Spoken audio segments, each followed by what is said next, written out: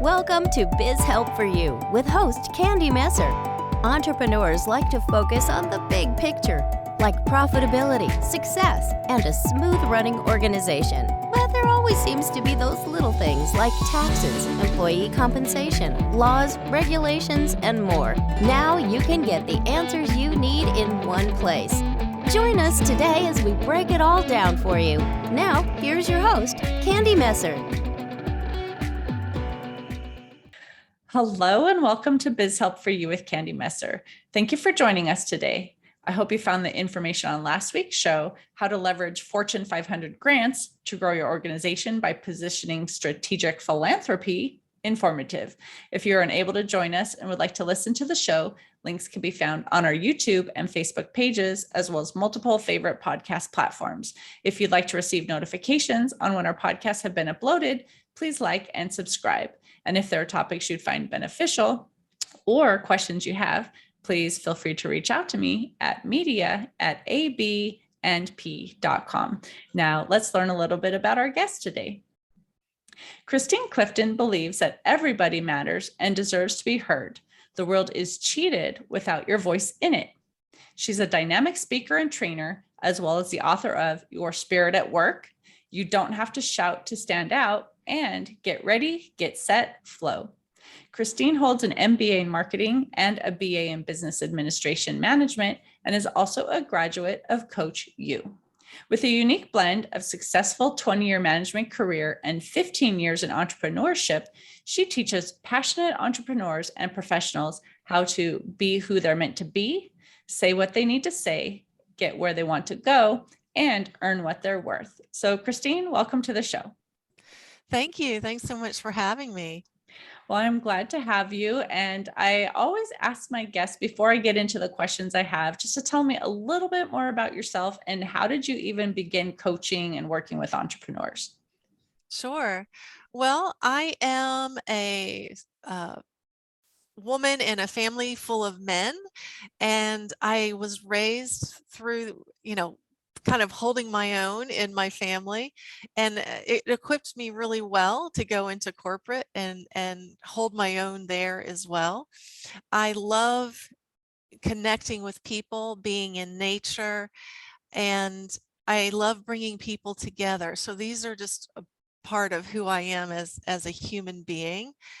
In terms of my work, having worked in corporate and then migrating into entrepreneurship, I like to say that my success was my naivete, and I didn't know really what I was getting into.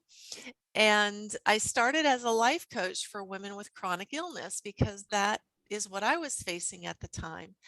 And then as I began to explore natural modalities for my health, I said, wow, more people need to know about this. And I migrated into opening a wellness studio. And so those are just two examples as I took what I call my butterfly path through entrepreneurship. And at each stage, I did more of what I liked, a little less of what I didn't. I moved into marketing because people saw how well I marketed my wellness studio, and I was supporting them with marketing. And then I realized that they couldn't sell themselves, as especially solopreneurs.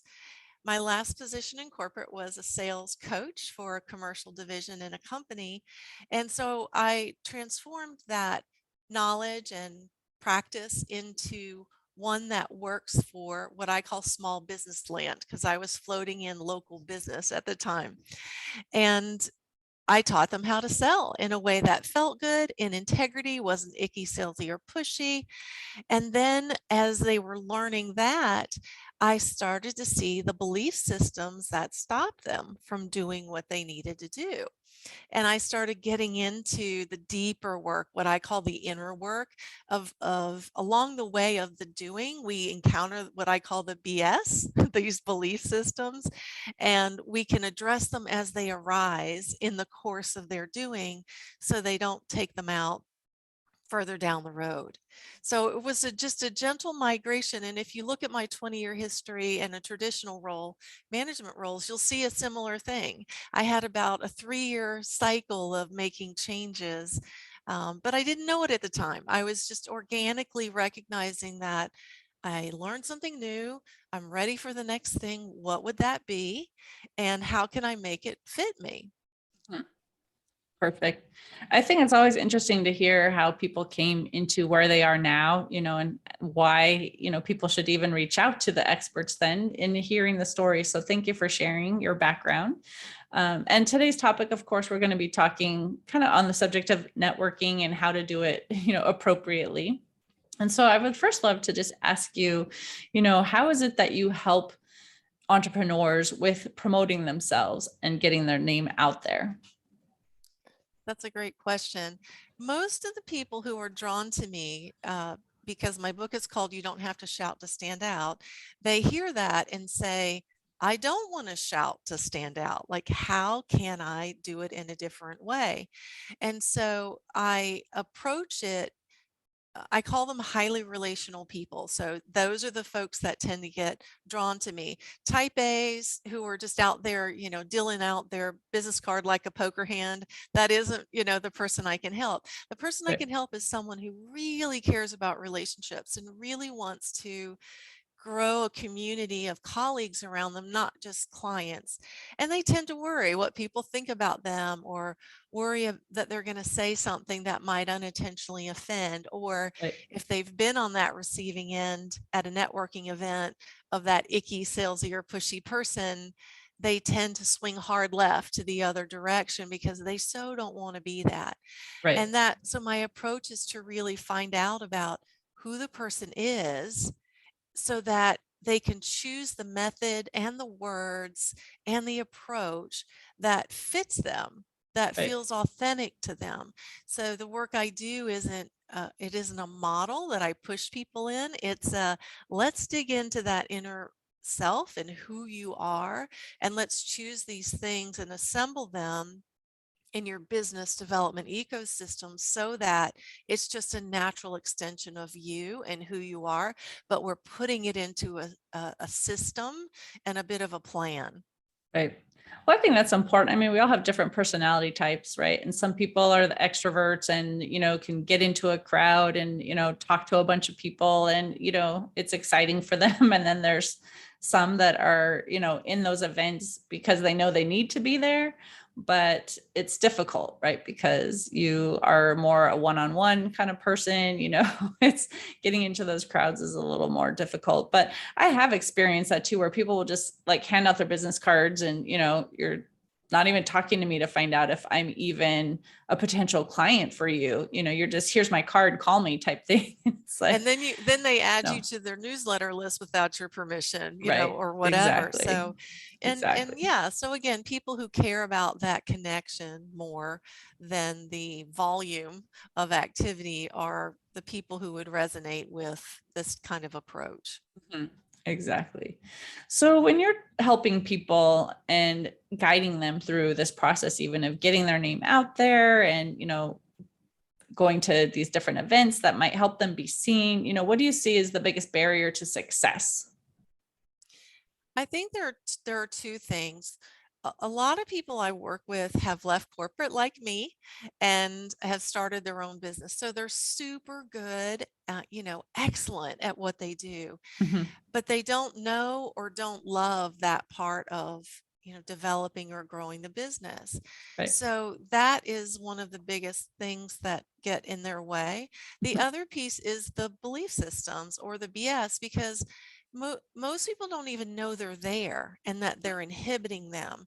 And like all good coaches, I mean, I have a coach as well, having that objective set of eyes to be able to see, and we're too close to it to Right. see into it, to say, I think this might be, getting in your way.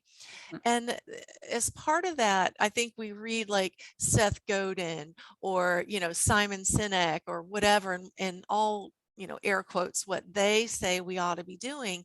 And we get caught up with implementing what they say, the experts, is Right. the way to promote.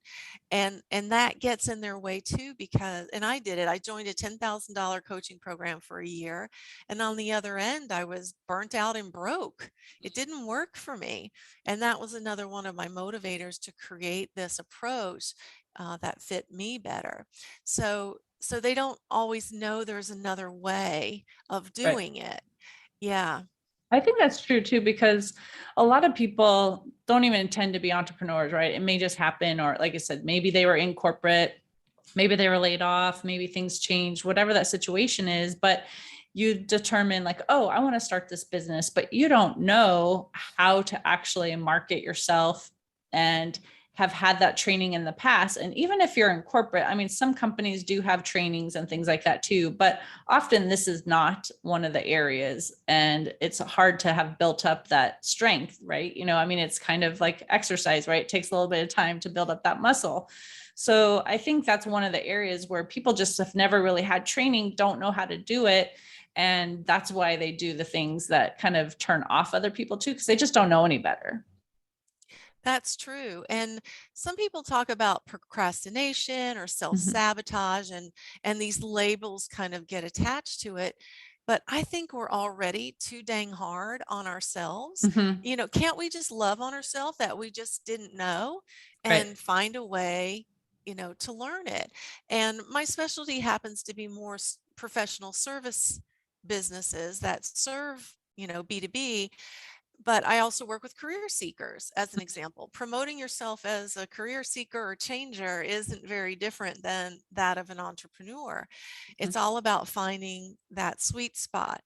So yeah, that's a big part of what this is all about.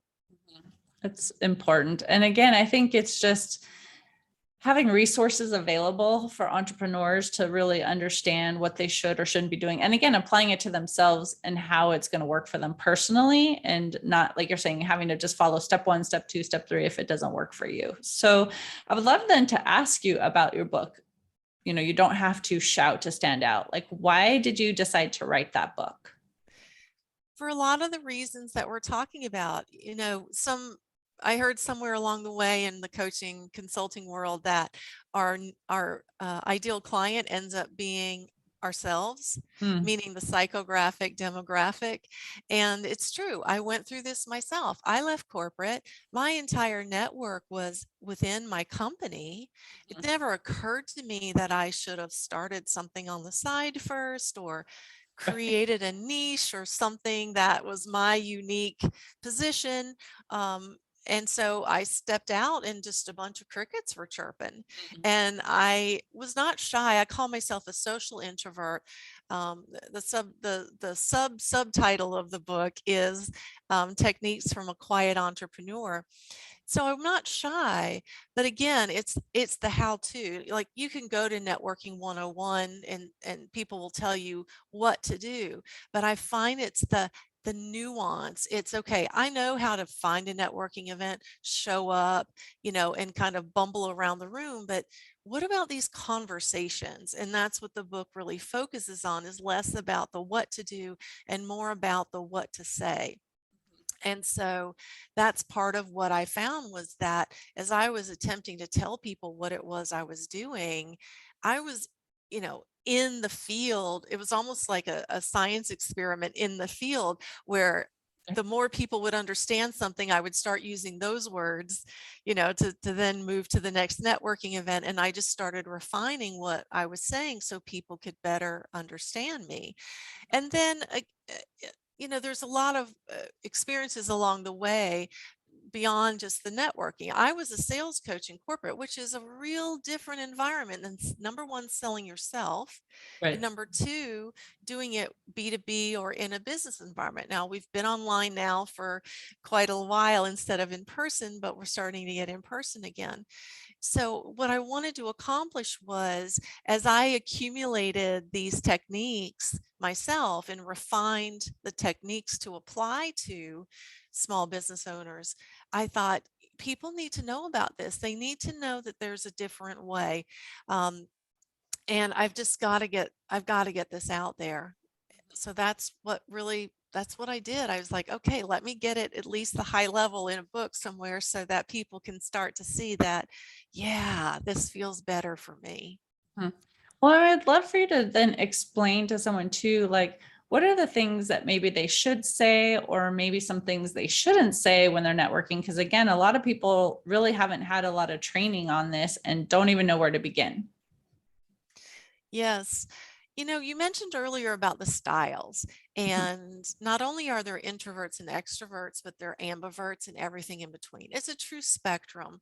And I like to explain that this is your DNA. This isn't shy. Being shy and being an introvert are two different things. Being shy is a socially adapted behavior. Introversion is a genetically wired behavior. And so the way to go about it to really own the style is to say, okay, whatever style I am, what do I want? How do I want to evoke this conversation, or what do I want to quote get out of this networking event? And I find that 9 times out of 10, people don't even have a networking plan. They just bumble around to the things that pop up. So, having what I call that ecosystem in your business where you've already decided how you're going to journey people through the experience of you makes it easier to have that conversation, Right. because then you know in your mind's eye how you set up your business, and as you converse with people you can begin to see whether there's someone that you can help, or quite honestly connect with someone else. I Right. think that the recurring theme with a lot of the people I work with and just my own kindred spirit network is that we want to help each other. We love connecting people. And that's another technique that I teach my clients, is that that's you might say an excuse that you can use when you're networking. So just one quick example might be, I'm talking with you networking, and you do bookkeeping and accounting, and I say, as a coach for business owners, I'm building a directory of referral services. Do you think we could have a coffee and we could talk about whether we're a fit or not, for me to put you in that directory? Right. Now, you would hear that networking and go, oh, heck yeah, we're going to have that coffee. And so it feels much more comfortable. And whether I end up, you know, selling you or pitching you on me or not, it doesn't matter. It's coming from that place of really truly wanting to help. And I think that's where many people who step into networking feel like this is the place I'm going to sell. I don't know if this is urban legend or not, but I heard somebody was speaking at a networking event once and said, how many, stand up if you're here to sell something. And, like 90% of the room stood up. And he says, okay, sit back down. He goes, how many of you are here to buy something? And nobody stood up. Right. So that is a big thing to think about, is how can I make it my own? How can I talk in a way that's comfortable? I find for people more on the quiet side, to have some key questions to ask people, to Right. let them do the talking, is a really great technique. And for people who are a little more dynamic and maybe outgoing, they might feel more comfortable really finding out about the person quickly, and then even connecting them to somebody right there at the event for them. Right. So again, it's really honoring that style and learning how to connect with people in a deeper way than most of us either have experienced or believe networking is about. Right. I would love for you also to maybe just give a tip to someone who says, okay, I'm going to a networking group. I'm new, or I don't know some people, or it's hard for me to, talk with people that I haven't really met before. And so they walk into this room and they just see a bunch of people and not sure how to proceed. What would you coach them to do so that they can get involved in a conversation somehow and not just be in the background? Yeah, such a great question. I actually do teach this. So, number one is, before the event, find the hosts, who are the hosts, reach out to them a few days before and say, hey, I'm coming to your event as a new person and I'm looking to meet X, Y, and Z. Would you be willing to introduce me to those folks if I, come in a little early, or whatever the case might be? And I'm going to tell you, those hosts are going to be thrilled. First of all, you're new to their event. They're the ones hosting the event, and they're going to go, oh, yay, we have a newbie. Let's get them assimilated. Another thing might be to find a buddy. and to go with a buddy. And having a wingman or woman is Right. is not a bad approach to have, to say, hey, let's meet back at 12:30, regardless of where we are, and just touch base, because it just feels better sometimes not to be flying completely solo. Right. If those haven't been done, or they've just popped in and kind of go, gosh, where do I start? I love teaching people how to use their intuition. And so to pause a moment, like we tend to walk in a group of let's say hundreds of people, and like, where do we go? Straight to the table or straight to the beverage table, we kind of zip off to. But instead, to just breathe and look around, and if we give ourselves that time to calm down, because your fight flight is up because you're nervous, if we take Right. a couple deep breaths, then you might naturally gravitate towards a group of 2 or 3 people who are chatting, and to just walk up and begin to listen. And people will say, well, that's really awkward, Christine. And I said, well, it's awkward to you, but think about it. If you were one of those 3 people and someone walked up and started listening, what would you do? At a pause, you would invite that person in or ask who they are, or so think about it from that other perspective. Another technique could be, if you haven't called ahead, is to show up early.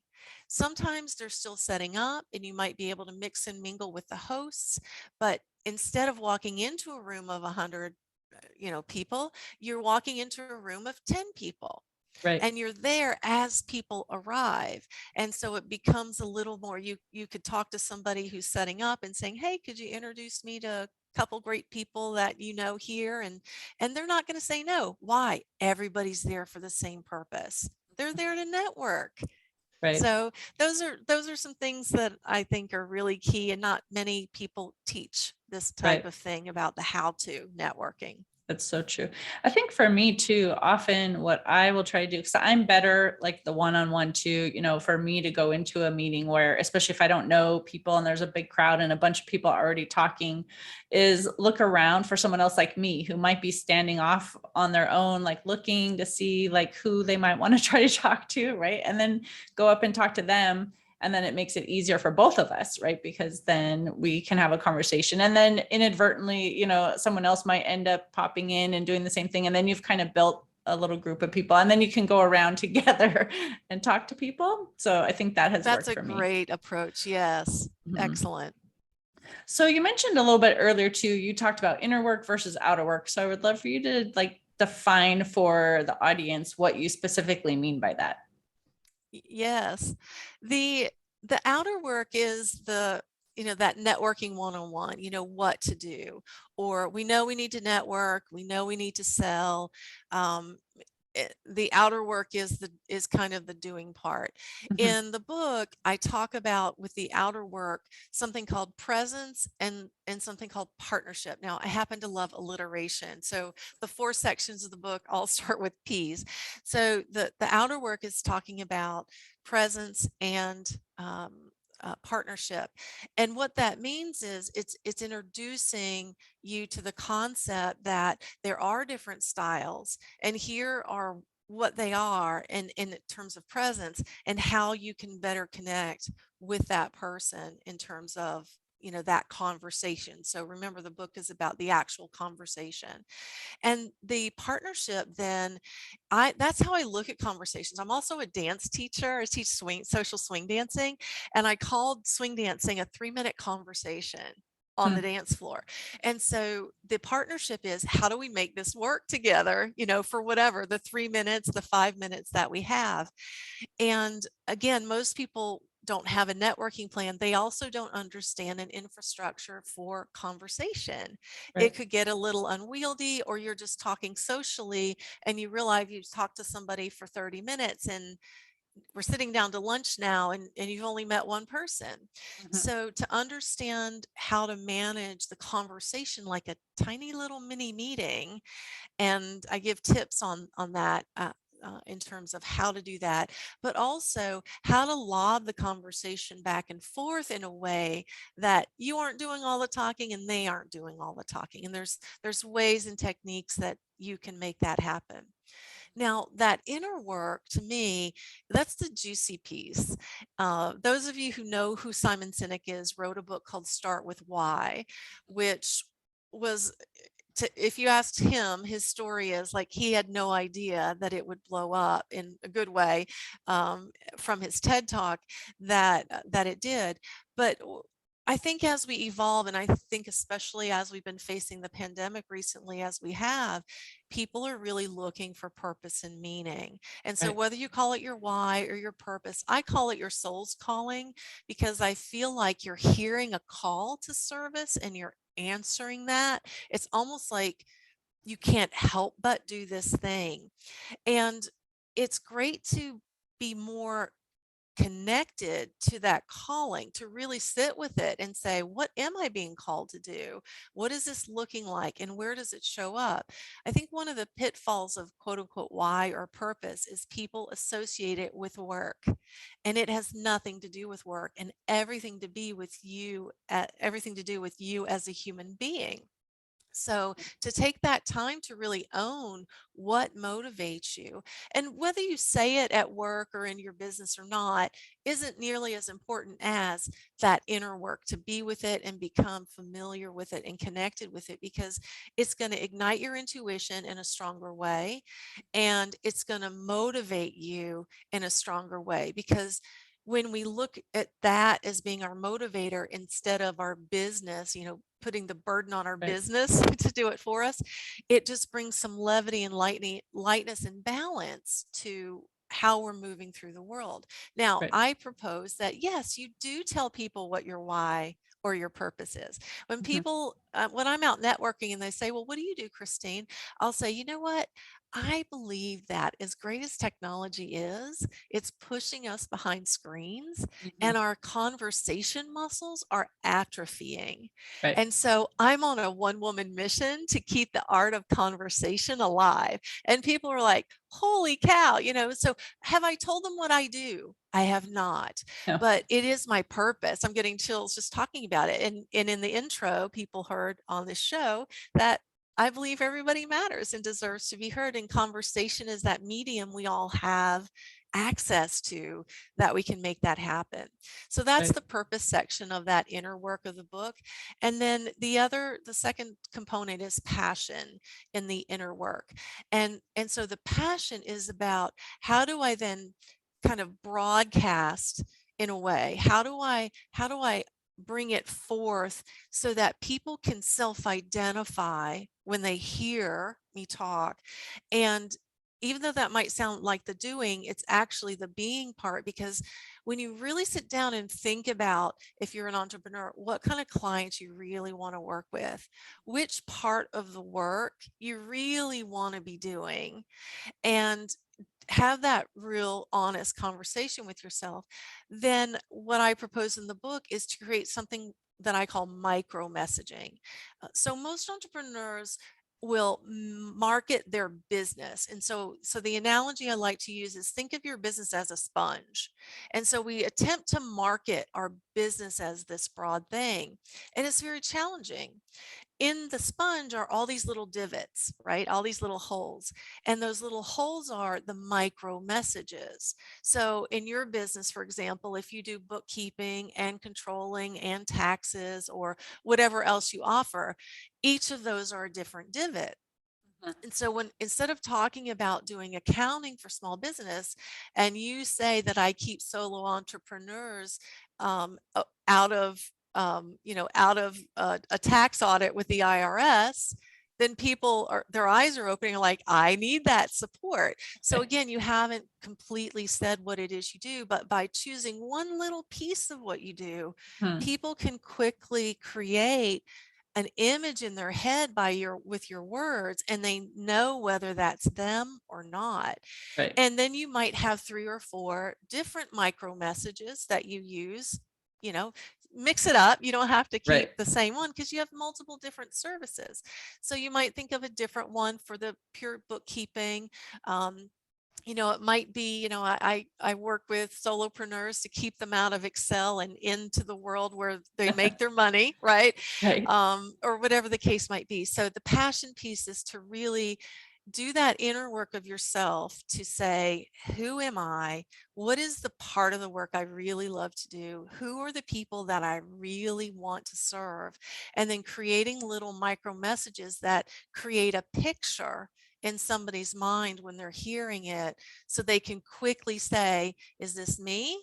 Is this a Right. friend of mine?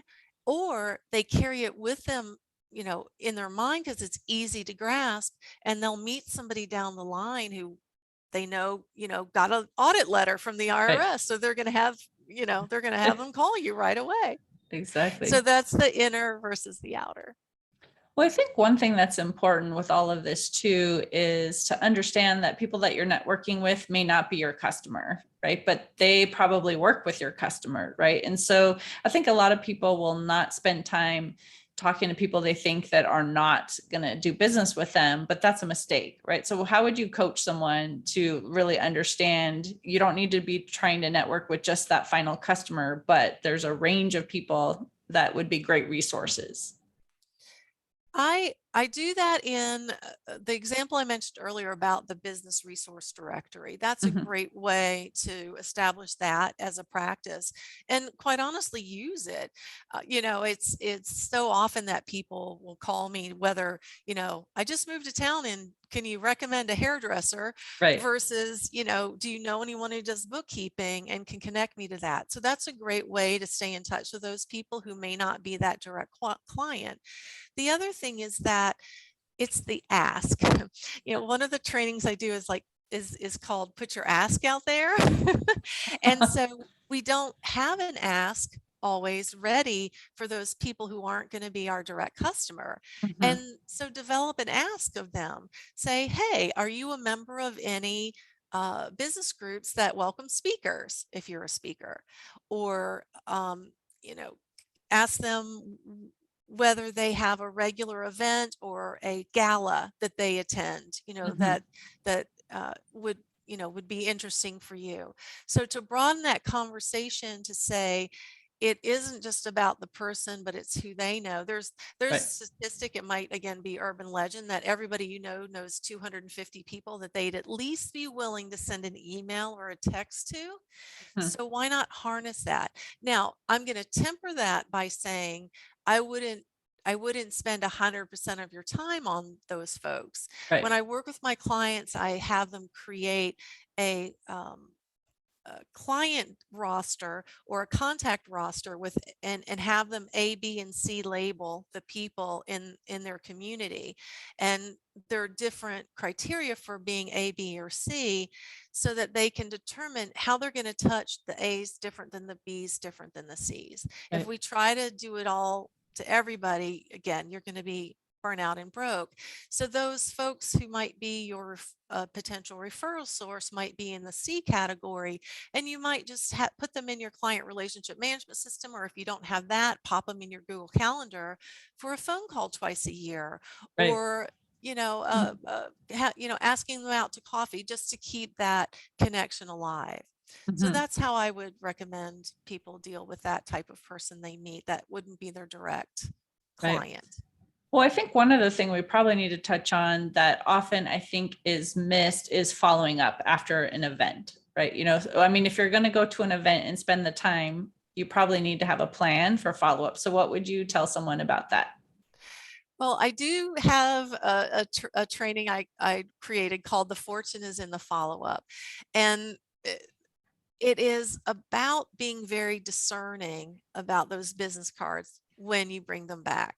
And my story is, before I knew what I was doing, I call it, do you have, I call these gathering questions. So if you're talking to somebody, you're creating marketing copy, you want to ask a question where people go, is that me? Do you have that stack of business cards collecting dust on the corner of your desk? And the majority of the room is nodding their heads. And the reason that happens is they come back from a networking event and they've got 20 cards and they don't even know where to start. And that's where that inner work is important. So if I've done that inner work and I know what I'm all about, what my values are, the type of people I want to serve, I can quickly move through those 20 cards and pick the 5 that are the right connections for me that I want to begin to nurture. Now, Mhm. what you do with the other 15, some people like, don't want to lose those, and they'll put them in their CRM anyway. I learned that I could use my intuition and pull those 5 in front of me and toss the other 15. And I'm going to, spoiler alert, it doesn't mean you're a mean person if you if you throw away somebody's business card. Or you might want to pop their data in a Excel spreadsheet so you still have it, and toss the business card, or you have a scanning system for business cards, whatever it might be.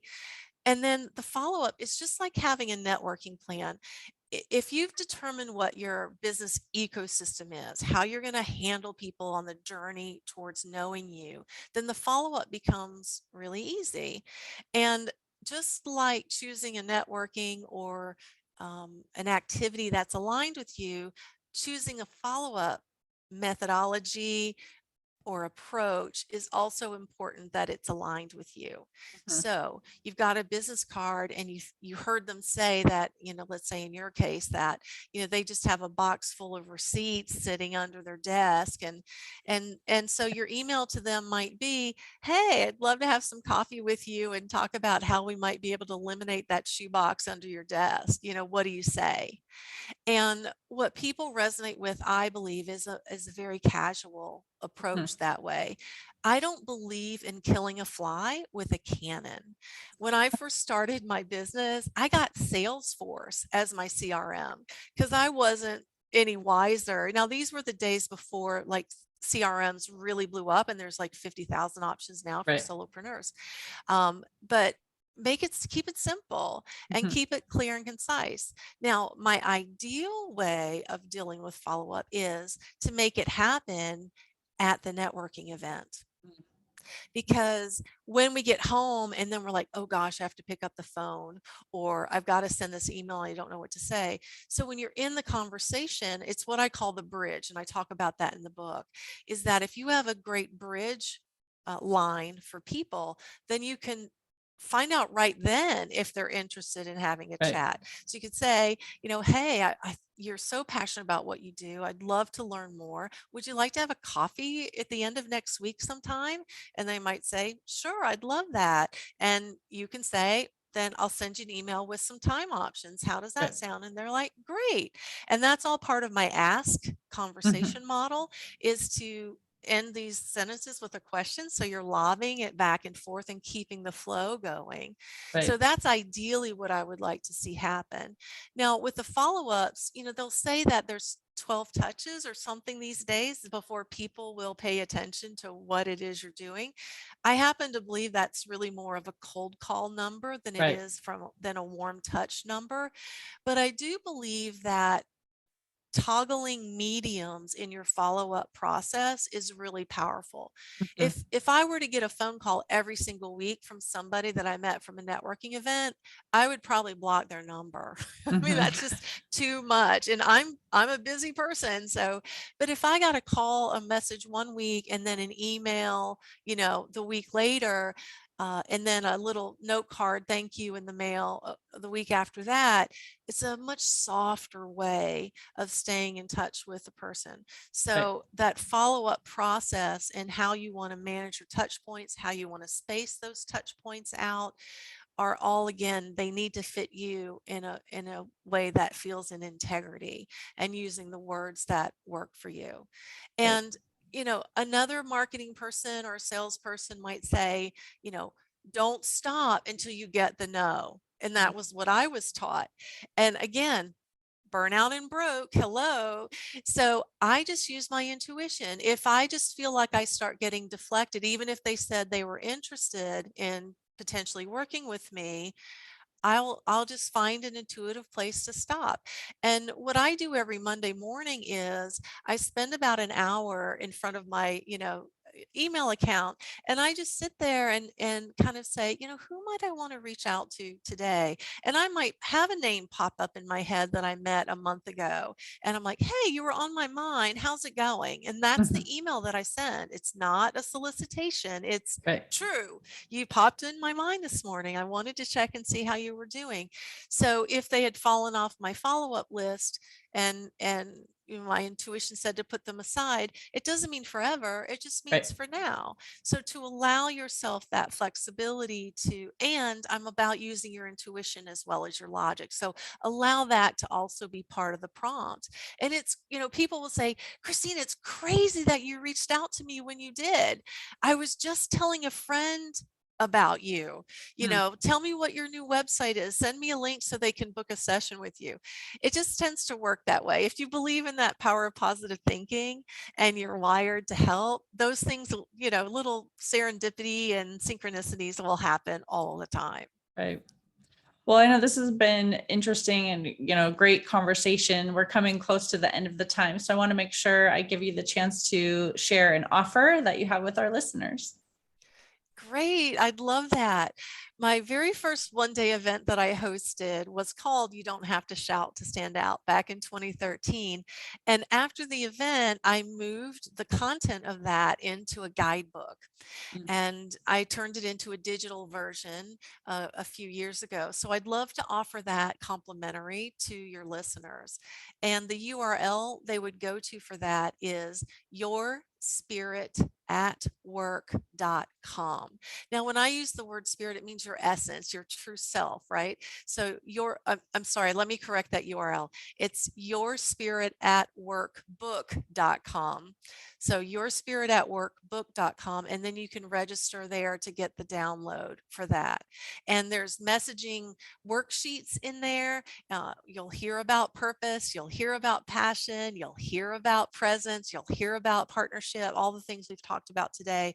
So it kind of is a partner to the You Don't Have to Shout to Stand Out book, where you actually have worksheets and instructions. You can actually get to work on some of these things we've talked about.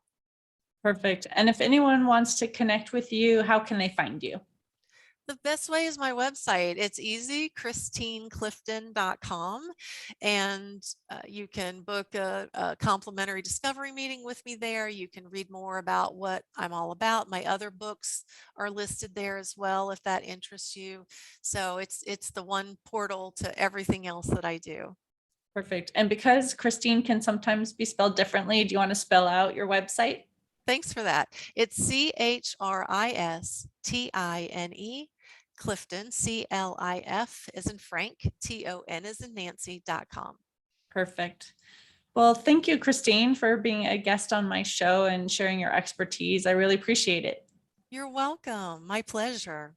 And I also want to thank the listeners for tuning in. I hope you found this topic interesting and then answered some questions about You Don't Have to Shout to Stand Out, networking conversations that connect and convert. If you have any additional questions or comments, be sure to reach out to Christine through her website or find her download, or send us a message at media@abandp.com.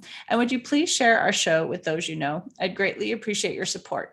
I hope you can join us for next week's topic, how to make fast cash with the Easy Yes offer. And please remember, you can connect with us on Twitter, Facebook, and LinkedIn. And my website is abandp.com. You can also find the podcast posted on multiple favorite podcast platforms, including Google, TuneIn, Stitcher, iHeartRadio, and Spotify. Until next time, have a great week.